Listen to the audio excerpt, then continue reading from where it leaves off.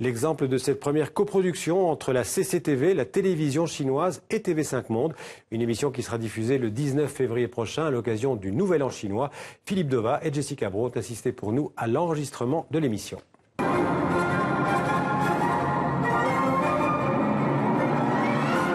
Une première réunissant dans l'esprit du grand échiquier de Jacques Chancel un panel d'artistes français et chinois représentatifs de leur pays et pas forcément habitués à se produire ensemble.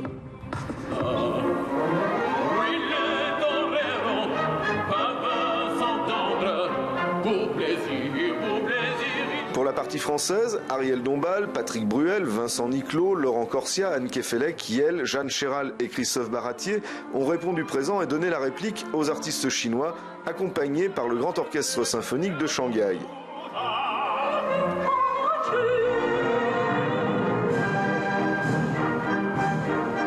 Ça n'est jamais arrivé dans l'histoire de la télévision de réunir tous ces artistes français et chinois sur un même plateau et qui chantons les mêmes choses. C'est ça qui est très enthousiasmant.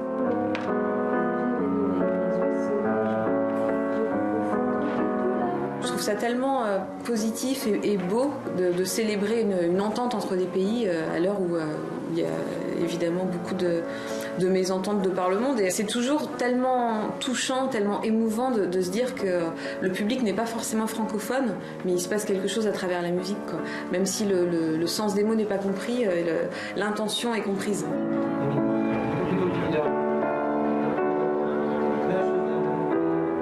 Très honoré à l'idée qu'on propose cette émission et surtout très curieux d'arriver dans cet univers qui, de l'extérieur, paraît absolument inaccessible, extrêmement gigantesque.